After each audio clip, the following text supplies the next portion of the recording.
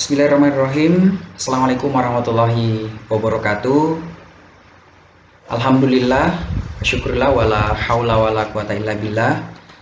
Ananda sekalian, kita bersyukur kepada Allah Subhanahu wa taala di pembelajaran awal semester ini, terkhusus pembelajaran di kelas 8 ya, pembelajaran fikih. Kita bersyukur kita bisa bertemu kembali walaupun pembelajaran ini bersifat daring, ya, pembelajaran dari rumah. Mudah-mudahan video ini tidak mengurangi esensi ketika kita belajar di kelas.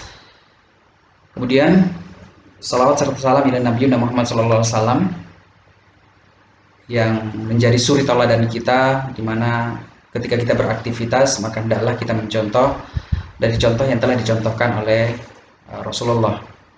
Anda sekalian, sebelum masuk di materi ya berkaitan dengan pembelajaran fikih, kami harapkan Ananda sekalian sudah memiliki buku ini. Kalau yang belum memiliki bisa datang ke perpustakaan sekolah untuk mengambil ya, dan bersama-sama kita belajar. Walaupun kita sudah buatkan videonya, tapi paling tidak anak-anak juga ya, Anda sekalian memiliki buku untuk memudahkan ketika kita memberikan tugas atau pengulangan materi dari materi yang sudah kita sampaikan.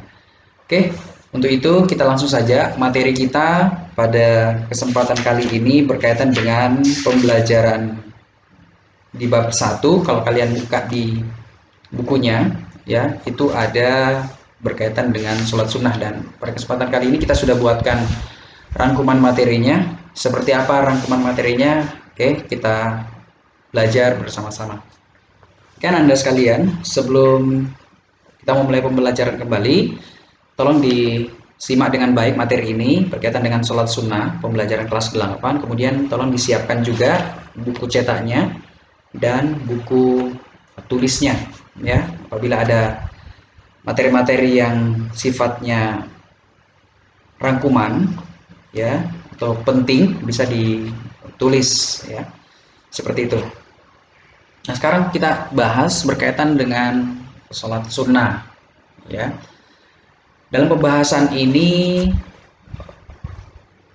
kita biasa melakukan sholat wajib ya, sebagaimana yang biasa kita lakukan, sholat subuh, zuhur, asar, maghrib, dan isya. Artinya itu sebuah kewajiban yang harus kita tunaikan.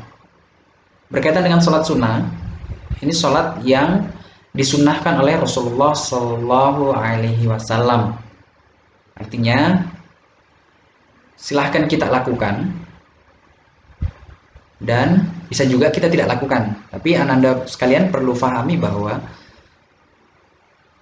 Rasulullah pernah menyampaikan, man rogiba sunnati falaisa minni, barang siapa yang tidak suka terhadap sunnahku maka dia bukan dari golonganku. Oleh sebab itu kami sampaikan ke Anda sekalian untuk maksimalkan melaksanakan sholat sunnah di sela-sela sholat wajib, karena dalam pelaksanaan sholat sunnah ada yang mengikuti sholat wajib, ada juga sholat sunnah yang memang berdiri sendiri ya. Dalam hal ini tidak mengikuti sholat wajib, seperti itu. Oke, kita masuk di materi pertama, sholat sunnah tahiyatul masjid. Sholat sunnah tahiyatul masjid, jadi ini diharapkan Anda melakukan terutama ketika kita masuk ke masjid ya. Kalau Anda sekolah ya di masjid, sebelum kita duduk ya kita dianjurkan untuk sholat sunnah dulu ya, seperti itu. Tapi untuk kita berwudu kemudian sholat sunnah ya. Namanya sholat sunnah tahiyatul masjid. Yuk kita lihat pengertiannya di sini. Sholat tahiyatul masjid adalah sholat sebanyak 2 rakaat yang sunnah dilakukan saat seseorang masuk ke dalam masjid. Sholat ini dilakukan saat seseorang sebelum duduk di dalam masjid, sehingga apabila sudah duduk maka kesunahan sholat tahiyatul masjid sudah tidak berlaku lagi ya. sebagaimana yang disabdakan oleh Rasulullah Shallallahu Alaihi Wasallam. Di sini ada kami tuliskan artinya, apabila salah satu dari kalian masuk masjid, maka janganlah duduk hingga sholat 2 rakaat. Ya, idza dakhala ahadakumul masjid fala yajlis, ya, hatta yusalli rakaatain, sebelum dia sholat 2 rakaat. Jadi sebagaimana yang kami sampaikan tadi Anda sekalian, bahwa sholat sunnah tahiyatul masjid itu 2 rakaat, ya. Kemudian dilakukan sebelum, ya di sini ada sebelum kita duduk. Ya, jadi kalau kita sudah masuk masjid kemudian kita langsung duduk, ya bukan sholat tahiyatul masjid lagi. Nah, ya. Seperti itu sebagaimana yang disabdakan oleh Rasulullah. Ini berkaitan dengan sholat tahiyatul masjid. Kita lanjut. Nah, ini yang tadi sempat Bapak bahas di depan tadi, sholat sunnah rawatib. Apa sih sholat sunnah rawatib itu? Kalau kita baca materi di sini, sholat sunnah rawatib merupakan sholat sunnah yang dikerjakan menyertai sholat fardu, baik sebelum ataupun sesudah. Ya, sholat sunnah yang dikerjakan sebelum sholat fardu disebut sholat qabliyah. Sedangkan yang dikerjakan setelah sholat fardu disebut sholat, artinya ba'diyah. Ya, qabliyah dengan ba'diyah. Nah, ini ananda sekalian, sholat sunnah ya yang mengikuti sholat wajib ada sebelum dan sesudah. Kalau sebelum di sini kita sebut dengan qabliyah. Nah, di sini ada qabliyah, kemudian sesudah dengan ba'diyah. Sholat-sholat apa saja yang mengikuti sholat, ya, sholat wajib, ya, nanti sebentar kita lihat seperti apa. Nah, ini dia. Kita ke hukumnya dulu. Hukum mengerjakan sholat rawatib. Hukum mengerjakan sholat rawatib adalah sunnah muakkad, dan ada pula yang sunnah ghair muakkad. Apa sih sholat sunnah muakkad itu? Ya, sholat sunnah rawatib muakkad adalah sholat sunnah rawatib muakkad yang bersifat sangat dianjurkan untuk dikerjakan. Jadi sholat sunnah rawatib, ya, muakkad yang sangat dianjurkan oleh Rasulullah Sallallahu Alaihi Wasallam untuk dikerjakan ketika kita melaksanakan sholat wajib. Kami sampaikan sholat wajib yang biasa kita lakukan, ya, subuh, zuhur, asar, maghrib, kemudian isya, ya, dalam 24 jam. Nah, sekarang kita masuk 12 rakaat sholat sunnah rawatib muakkad, ya, yang sangat dianjurkan oleh Rasulullah Sallallahu Alaihi Wasallam. Yang pertama adalah di sini kita lihat, ya, 2 rakaat sebelum sholat subuh. Ya, sebelum sholat subuh kita dianjurkan untuk sholat, ya, sunnah rawatib, ya, 2 rakaat untuk menemani sholat subuh. Jadi sholat sunnah ini sifatnya melengkapi dari pelaksanaan sholat wajib, karena kita bukanlah orang yang maksum seperti Rasulullah SAW. Artinya sehusu apapun kita sholat, berusaha kita untuk khusyuk, tapi kadang-kadang juga ada godaan. Nah, oleh sebab itu menyempurnakan dari sholat wajib ini adalah sholat sunnah itu, ya. Nah, ini berkaitan dengan sholat subuh. Biasa subuh itu berat, ya, apabila yang belum terbiasa. Tapi kalau sudah terbiasa, insya Allah itu akan mudah. Nah, sebelumnya kita awali dengan 2 rakaat, ya, sebelum sholat subuh. Seperti itu. Kemudian yang kedua, 2 rakaat atau 4 rakaat sebelum sholat zuhur. Tapi umumnya biasa dilakukan 2 rakaat. Nah, ini Ananda perlu atau disunahkan untuk melakukan, ya. Kemudian sesudah sholat zuhur, ya, di sini sesudah sholat zuhur, ya, juga ada 2 atau 4. Umumnya kita lakukan adalah 2 rakaat sesudah sholat zuhur. Kemudian 2 rakaat sesudah sholat maghrib, ya, sholat maghrib kita lakukan juga, ya, 2 rakaat. Kemudian yang berikutnya adalah 2 rakaat sesudah sholat isya. Nah, ini sholat sunnah rawatib yang sangat dianjurkan oleh Rasulullah untuk menemani sholat-sholat wajib yang kita lakukan atau Anda lakukan, ya. Itu Kemudian kita masuk di ghair muakkad, ya, yang dilakukan oleh Rasulullah, ya, ghairu. Kalau tadi sangat dianjurkan, ini dianjurkan, tapi levelnya tidak seperti ya muakkad tadi, ya, seperti itu. Nah, sholat sunnah ghairu muakkad, sholat sunnah rawatib yang pelaksanaannya kurang ditekankan. Artinya dianjurkan, tapi beda dengan yang tadi.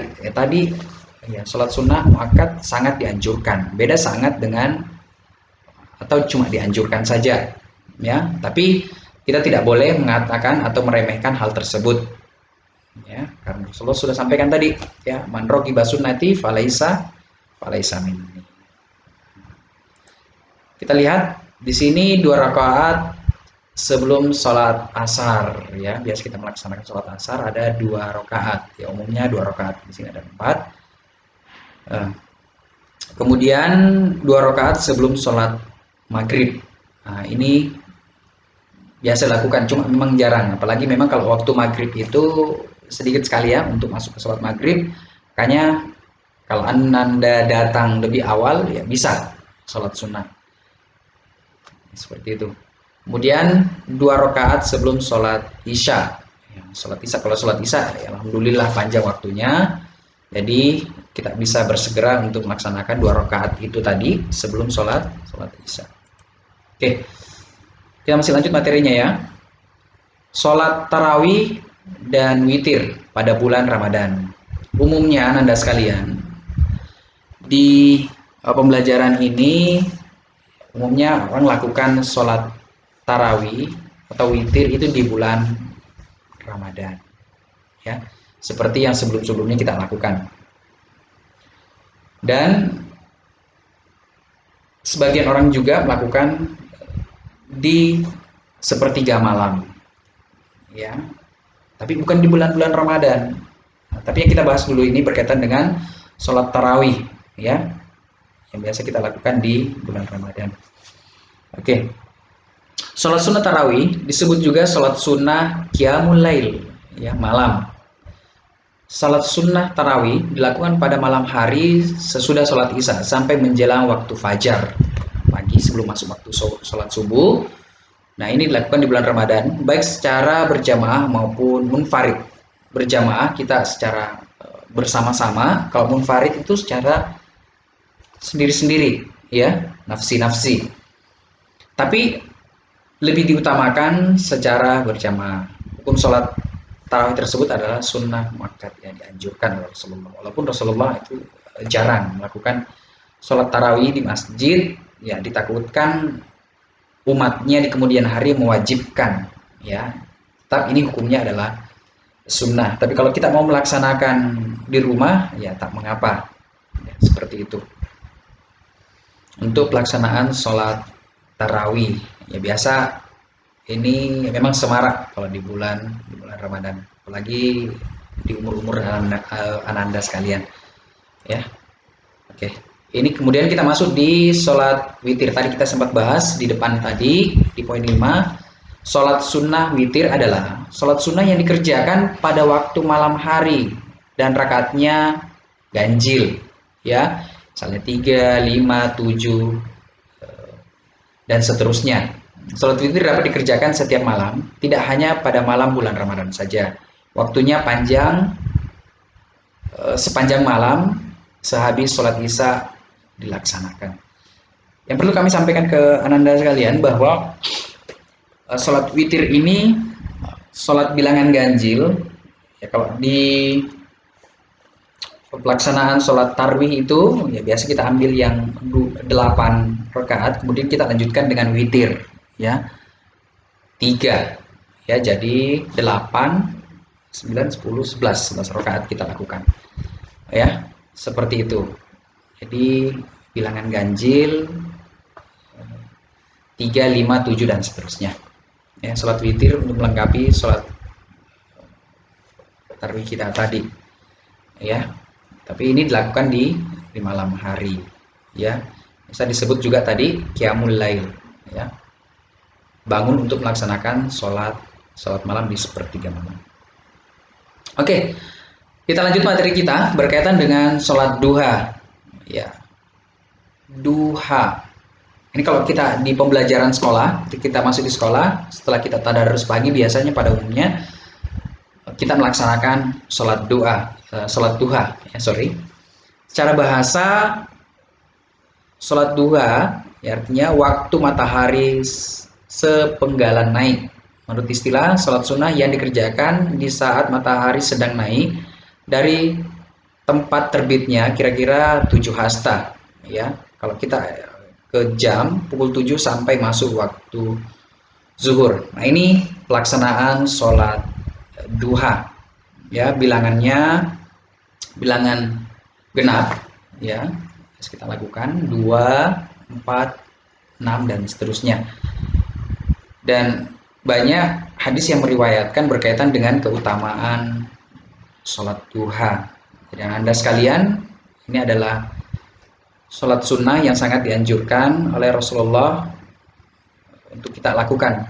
Bahkan di dalam hadis juga kami sampaikan tadi bahwa seseorang itu tergadai ya dirinya pada hari itu sebelum ia melaksanakan sholat duha ya, yang 2 rakaat itu di waktu pagi. Dan waktunya ini panjang, dari jam 7 matahari mulai naik sampai waktu zuhur ya. Gitu.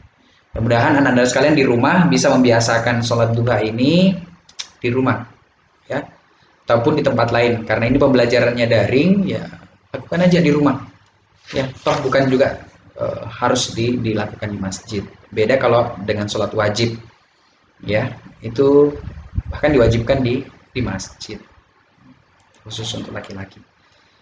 Oke, tadi hukumnya jumlah rakaatnya paling sedikit 2, paling banyak 12, yang paling utamakan 8 rakaat ya, sebagaimana yang biasa kita baca di Quran surah Ad-Duha ya, wad-duha wal laili idza saja ma wadda'aka rabbuka wa ma qala dan seterusnya. Dan ini ada beberapa bacaan memang yang dianjurkan untuk dibaca di waktu-waktu sholat tersebut atau pelaksanaan sholat duha tersebut. Di sini ada surat Asy-Syams dengan surat Duha. Ya. Oke, Anda sekalian, itu saja dulu materi yang Bapak sampaikan di kesempatan ini. Yang mudah-mudahan Anda bisa menyimak materinya dengan baik, ya, dan bisa memahami. Kalau Anda kurang paham, ya, karena ini bersifat pengantar materi, ya mudah-mudahan Anda bisa buka bukunya, ya, di pembelajaran fikih kelas 8. Kemudian ya, boleh juga sharing, ya, boleh sharing untuk pembelajaran ini.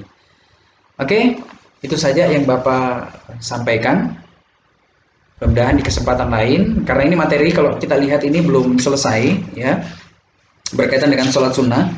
Kita cuma membahas beberapa materi berkaitan dengan sholat sunnah. Insya Allah di kesempatan lain kita akan sambung materinya berkaitan dengan sholat sunnah. Anda sekalian, yang rahmat Allah Subhanahu Wa Taala, ya, untuk absen, ya, nanti Bapak lihat absennya, kehadirannya, silahkan, ya, karena ini materi kita sharing di YouTube, ya, di YouTube kami, Putih Biru Muda. Untuk absennya silahkan Anda tulis nama, kemudian kelas, ya, nanti insya Allah nanti kita checklist kehadirannya di daftar hadir. Ya, sekali lagi, silahkan di kolom komentar tulis nama, kemudian kelas, ya, supaya bisa kita absen atau kita absensi kehadirannya. Itu saja yang Bapak sampaikan berkaitan dengan sholat sunnah. Kita bertemu di kesempatan yang lain. Anda tetap di rumah, ya, dengan iman dan akhlak saya menjadi kuat, tanpa iman dan akhlak saya menjadi lemah. Prestasi tetap melaju, ibadah tetap nomor 1. Wassalamualaikum warahmatullahi wabarakatuh. Terima kasih.